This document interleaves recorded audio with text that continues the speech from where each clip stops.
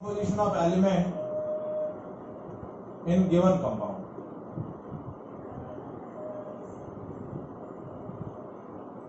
Now, how to calculate the percentage composition of an element in a given compound? Normally, जिस तरीके से हम किसी भी डेटा के परसेंटेज कैलकुलेट करते हैं, normally to calculate the percentage of marks obtain, तो कैसे कैलकुलेट करते हैं? Marks obtain divide by total marks into 100. तो उसी तरीके से किसी भी कंपाउंड में यदि किसी पर्टिकुलर एलिमेंट का परसेंटेज कंपोजिशन कैलकुलेट करना है, तो first we calculate the amount of element present in the compound divide by total mass of the compound into 100. कैसे कैलकुलेट करेंगे percentage composition of an element?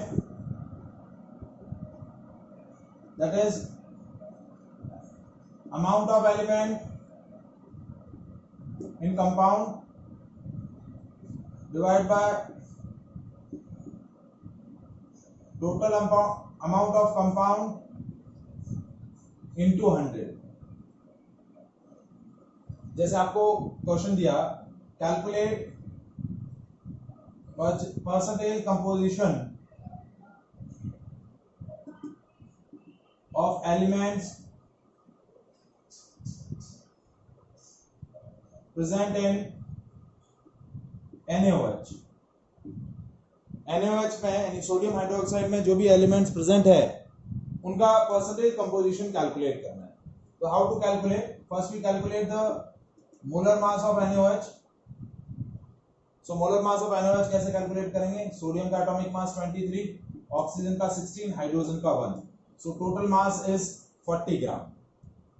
Now in the 40 gram 23 gram of sodium, 16 gram of oxygen and 1 gram of hydrogen is present.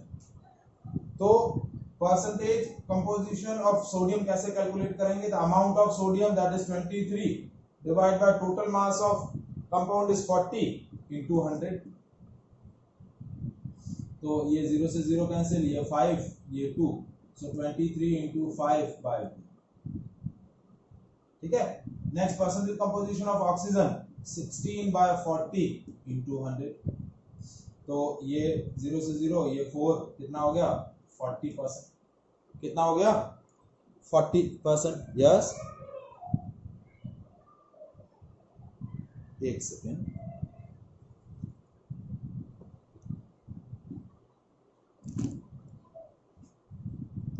Now visible.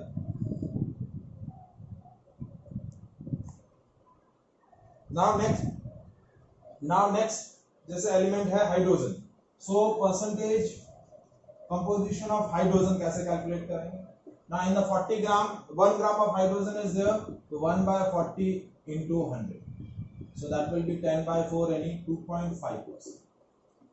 So that is a way to calculate the percentage composition of element in the given compound. We are taking one more example. Second question, calculate the percentage composition of elements present in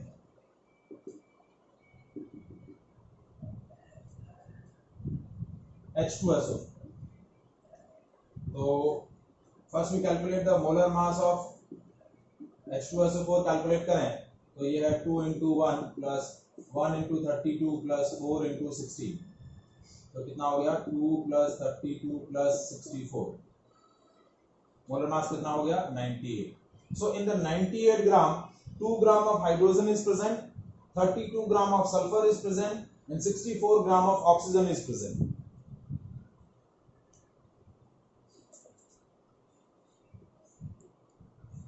So in the 98 gram of H2SO4 2 gram of hydrogen is present, 32 gram of sulfur is present and 64 gram of oxygen is present. So the percentage composition of hydrogen is 2 by 98 into 100. So ये हो जाएगा 100 by 49.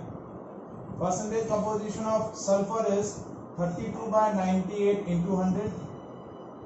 So that is 16 by 49. 1600 divided by 49. A percentage of oxygen, that is 64 by 98 into 100. So that is 3200 by 14. So that is a way to calculate the percentage composition of an element in the H2. देखिए, first we calculate the amount of the compound, the total amount of the compound. तो total amount of compound कैसे calculate करेंगे? That is the molar mass of that compound. And how to calculate the molar mass? How to calculate the molar mass of the compound? Calculate the atomic masses of each atom and gives the algebraic sum. So first we calculate the molar mass of H2SO4. तो molar mass कैसे calculate किया? Algebraic sum of atomic masses of different elements और different atoms. तो different atoms के atomic masses का हमने algebraic sum किया तो कितना आया? 2 + 32 + 64. So the molar mass of H2SO4 is 98. Now in this 98 gram, 2 gram of hydrogen is there, 32 gram of sulfur is there, and 64 gram of oxygen is there. 3 different elements are present. So how to calculate the percentage composition? The amount of element divided by total amount into 100. So amount of hydrogen element is 2 divided by total amount is 98 into 100. Similarly, to calculate the percentage composition of sulfur, the amount of sulfur present is 32 divided by total amount into 100. Then calculate the percentage composition of oxygen, the amount of oxygen divided by total amount into 100. So that is a way to calculate the percentage composition of an element in a given compound. Is that clear? What is a chemical reaction? Anybody? What is a chemical reaction?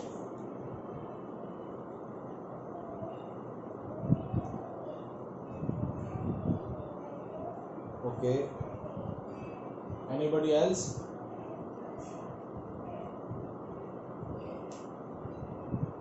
Disha, Heer, Priyank.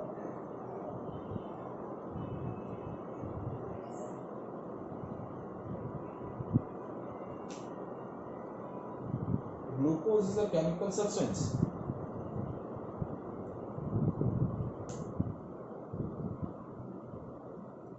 It is made up from 3 different atoms: carbon, hydrogen, and oxygen. So glucose is a chemical substance. Glucose is a chemical substance. It is a compound. So chemical reaction is what? A process through which reactants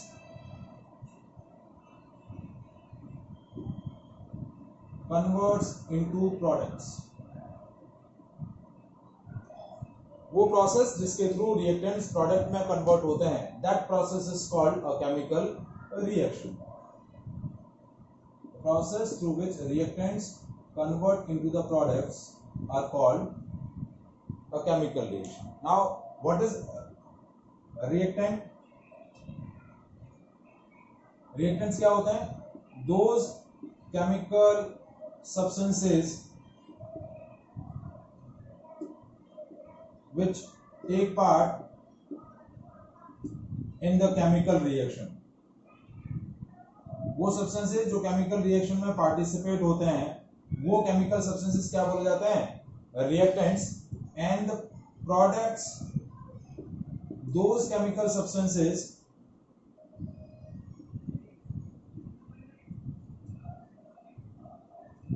which are formed through the chemical reaction.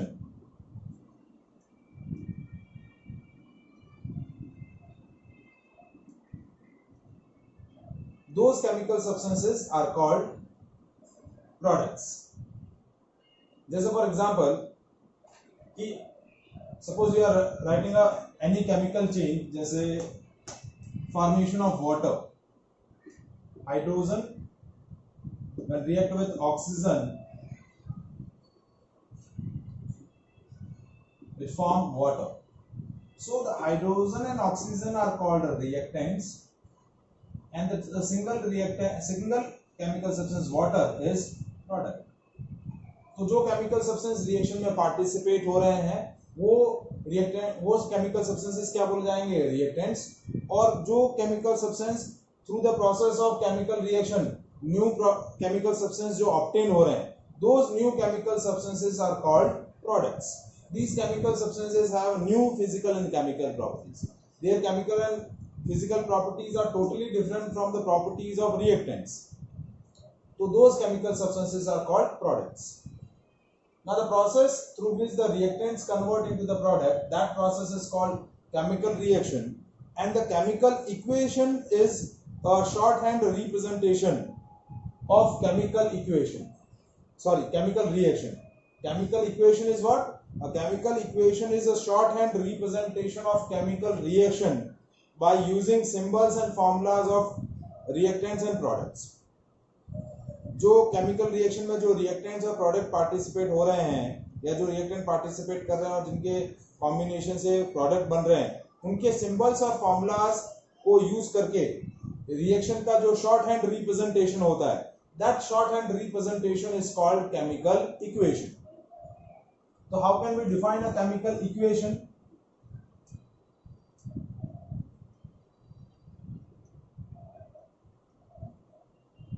Chemical equation is, it is a shorthand representation of chemical reaction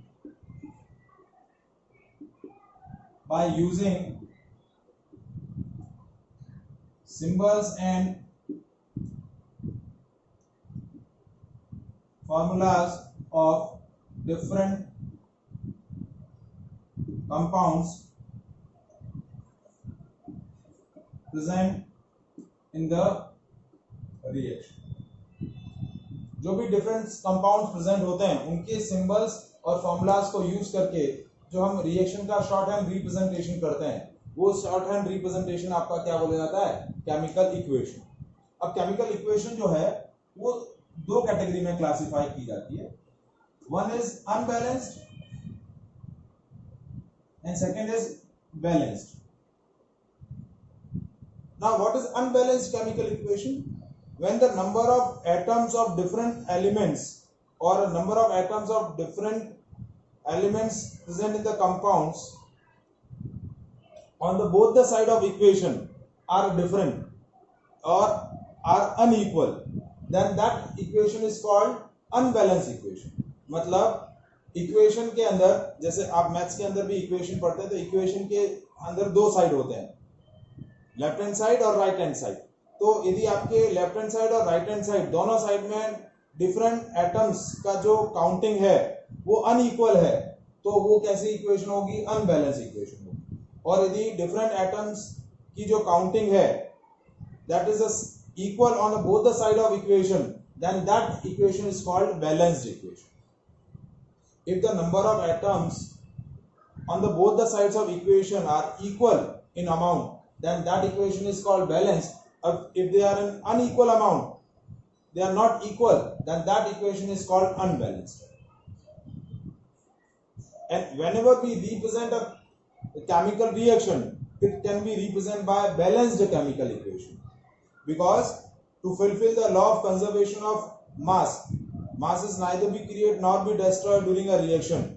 Total mass of reactant is always equals to total mass of product. तो ना ही कोई existing mass disappear होगा, ना ही कोई नया mass appear होगा. तो whenever we represent a chemical reaction, it can be always present by a balanced chemical equation to fulfill the law of conservation of mass.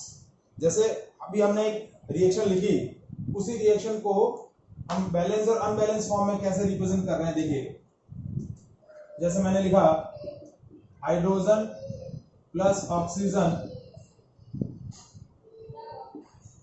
gives water. So first we write down the symbol of hydrogen, so that is H2. Oxygen का symbol क्या होगा? O2. और इसके combination से जो बनेगा वो होगा वाटर. वाटर का सिंबल क्या, फॉर्मूला क्या होगा? H2O. हाइड्रोजन का होगा H2, ऑक्सीजन का होगा O2. अब हाइड्रोजन के लिए H नहीं लिख सकते क्योंकि हाइड्रोजन एलिमेंट नहीं है, या हाइड्रोजन गैस है, कंपाउंड है. एलिमेंट कभी भी फ्री स्टेट में एग्जिस्ट नहीं करते, कंपाउंड एग्जिस्ट करते। तो हाइड्रोजन के लिए आएगा H2, ऑक्सीजन के लिए आएगा O2 और वाटर के लिए आएगा H2। अब हम क्या करते हैं, चेक करते हैं दोनों साइड एटम्स की काउंटिंग करते हैं। तो कौन कौन से एटम्स प्रेजेंट है, कौन कौन से एलिमेंट प्रेजेंट है, हाइड्रोजन प्रेजेंट है और ऑक्सीजन प्रेजेंट है। और नंबर ऑफ एटम्स चेक करें LHS साइड में और RHS साइड में। तो हम चेक करते हैं हाइड्रोजन और ऑक्सीजन। तो हाइड्रोजन LHS साइड में 2 हैं, RHS साइड में भी 2 हैं। ऑक्सीजन LHS साइड में 2 हैं, RHS साइड में 1 है। तो हाइड्रोजन तो बैलेंस्ड है लेकिन ऑक्सीजन बैलेंस्ड नहीं है। तो ये कैसी रिएक्शन हुई, अनबैलेंस्ड केमिकल। कैसे हुई, unbalanced chemical. So how to balance this equation? So the technique that used to balance the equation is hit and trial. Technique का नेम क्या है, हिट एंड ट्रायल। हिट करना है, नंबर से, suitable number से multiply करके atoms को equate कर देना है। ठीक है, बार बार नंबर चेंज कर सकते हो। ठीक है, तो इस तरफ 2 हाइड्रोजन है, 2 हाइड्रोजन है, यहाँ ऑक्सीजन 2 है। अब यहाँ ऑक्सीजन 2 करने के लिए आप क्या करेंगे, इसको 2 से मल्टीप्लाई कर देंगे। ये हो गया 2H2O।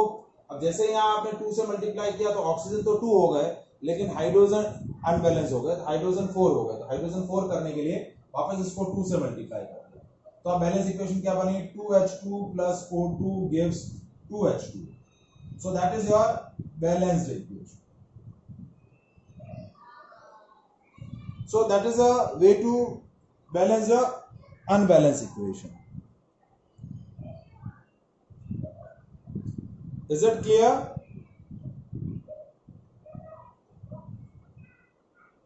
आया समझ में? जैसे आपने लिखा Fe plus H2O gives Fe3O4 plus H2. Now we check out the number of atoms on the both the side of equation.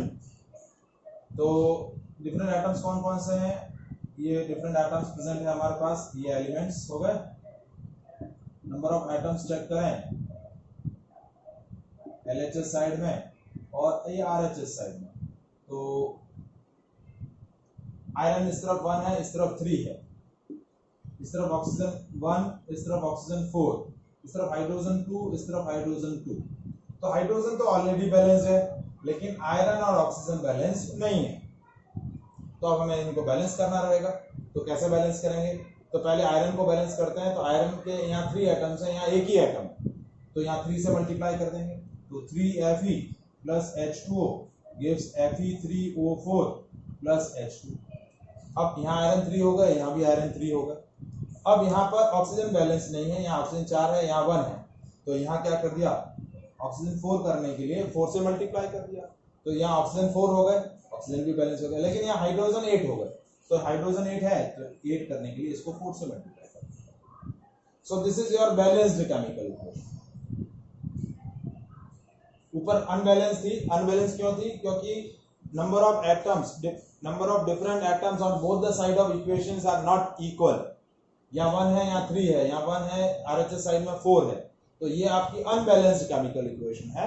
So how to balance the equation, like this technique is known as hit and trial technique।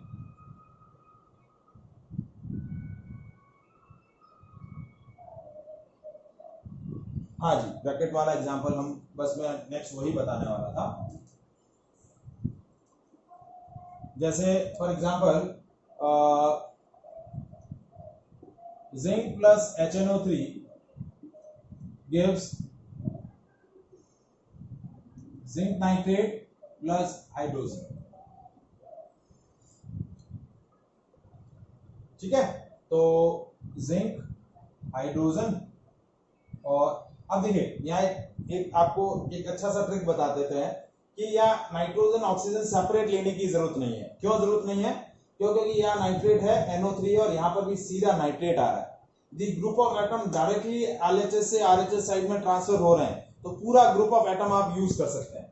तो NO3 direct ले लेंगे तो आपका process बहुत ही easy हो जाएगा।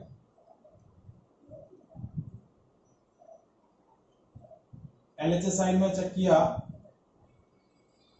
और RHS side में चेक किए नंबर ऑफ एटम्स। तो यहाँ 1, यहाँ पर 1, हाइड्रोजन यहाँ 1, यहाँ 2, यहाँ नाइट्रेट 1 है और यहाँ नाइट्रेट 2 है। तो जिंक ऑलरेडी बैलेंस्ड है, हाइड्रोजन और नाइट्रेट बैलेंस नहीं है। तो कैसे बैलेंस करेंगे? इस तरफ नाइट्रेट 1 है, यहाँ 2 है, तो यहाँ 2 कर दिया। जैसे आपने 2 किया, ये ऑटोमेटिकली बैलेंस हो गई, 2 हाइड्रोजन 2 हाइड्रोजन। तो आपकी बैलेंस इक्वेशन क्या बनी? Zn plus 2HNO3 gives ZnNO3 whole twice plus H2.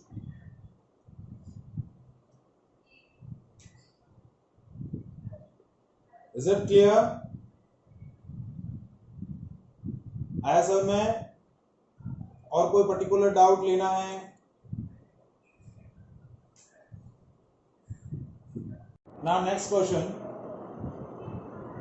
KMnO4 react with H2SO4 and H2S gives K2SO4, MnSO4, H2O plus S. S is a sulfur. Now we are list out the number of atoms on the both the side of equation. यहाँ आपका potassium है, फिर manganese है, फिर oxygen है, फिर hydrogen है, sulphur है और SO4 है। SO4 मैं पूरा ले रहा हूं। पूरा किस लिए लिया? क्योंकि यहां से SO4 डायरेक्टली यहां यूज हो रहा है, इसलिए। अब देखिए यहाँ पोटेशियम 1 है, यहाँ RHS साइड में 2 है, मैग्नीज दोनों साइड 1 1 है, ऑक्सीजन यहाँ 4 और यहाँ 4 और 1 5 5 और 4 9, सॉरी यहाँ 4 और 4 ये ना, और यहाँ 1, यहाँ 4 और यहाँ 1, SO4 हम काउंट ही नहीं करते। SO4 यहाँ 1 है और RHS साइड में SO4 2 है। हाइड्रोजन इस तरफ 4, इस तरफ हाइड्रोजन 2, सल्फर इस तरफ 1 है और इस तरफ भी। अब सबसे पहले इम्बैलेंस एटम कौन कौन से हुए? पोटेशियम, ऑक्सीजन, हाइड्रोजन और सल्फेट। तो सबसे पहले बैलेंस किसको करें हम? इसको बैलेंस करें तो पोटेशियम के एक एटम है या 2 है, तो यहाँ 2 से मल्टीप्लाई किया तो पोटेशियम बैलेंस हो गया। जैसे ही पोटेशियम को 2 से मल्टीप्लाई किया, मैग्नीज 2 हो गए, तो यहाँ मैग्नीज को 2 कर दिया। ठीक है, उसके बाद आपके पास अब SO4 कितने हो गए? 2 और 1 3, और यहाँ SO4 कितने हैं? 1, तो यहाँ कर दिया 3। SO4 balance. देखिए इस तरफ SO4 1 है और यहाँ SO4 कितने थे? 2 और 1 3, तो यहाँ 3 SO4 करने के लिए 3 से मल्टीप्लाई कर दिया। अब हमारे पास बचे SO4 बैलेंस्ड हो गया, पोटेशियम बैलेंस्ड हो गया, मैग्नीज बैलेंस्ड हो गया। अब आपका बचा हाइड्रोजन और सल्फर। ठीक है, तो सल्फर ऑलरेडी बैलेंस्ड है। हाइड्रोजन आप चेक कर लेते हैं। हाइड्रोजन यहाँ है 6 और 2 8, 3 2 6 और 2 8, और यहाँ कितने हैं? 2। 8 करने के लिए आप 4 से मल्टीप्लाई कर दिया, ये हो गया 4H2O। हाइड्रोजन बैलेंस हो गया। अब बचा ऑक्सीजन, तो ऑक्सीजन देख लेते हैं हम। ऑक्सीजन यहाँ कितने हैं? 4 2 8, और यहाँ है आपके पास 4, तो इसको करना पड़ेगा अपने को 8। ऑक्सीजन हो गए 8, लेकिन हाइड्रोजन हो गए 16 में अब यहाँ क्या बचे? 6 हो गए, तो यहाँ करना पड़ेगा 5, क्योंकि इसको चेंज करूंगा तो ये चेंज हो जाएंगे, तो इसको चेंज नहीं कर रहा हूं, मैंने इसको चेंज कर दिया, तो यहाँ 5 से मल्टीप्लाई हो गया, तो ये हो गया 5H2S। तो यहाँ हाइड्रोजन 10 और 6 16, और यहाँ पर भी 16, बट अब सल्फर चेंज हो गया। सल्फर यहाँ 5 है, तो यहाँ 5 है। So that is your overall balanced chemical equation. तो balanced chemical equation क्या बनी? मैं राइट प्रॉपरली लिख देता हूं। 2KMnO4 plus 3H2SO4 plus 5H2S gives K2SO4 plus 2MnSO4 plus 8H2O plus 5S. So that is your balanced chemical equation. No special method, hit and trial है. एक side balance करो, दूसरे साइड चेक करो कि balancing करने से दूसरी side में कुछ चेंज हुआ है या नहीं हुआ है. चेंज हुआ तो फिर रीअरेंज उस अकॉर्डिंग करते रहो और तब तक करते रहना जब तक दोनों साइड के एटम्स इक्वल नहीं हो जाते. So that technique is called hit and trial technique. So that is a way to calculate balance the chemical equations. Hit and trial method. Is that clear?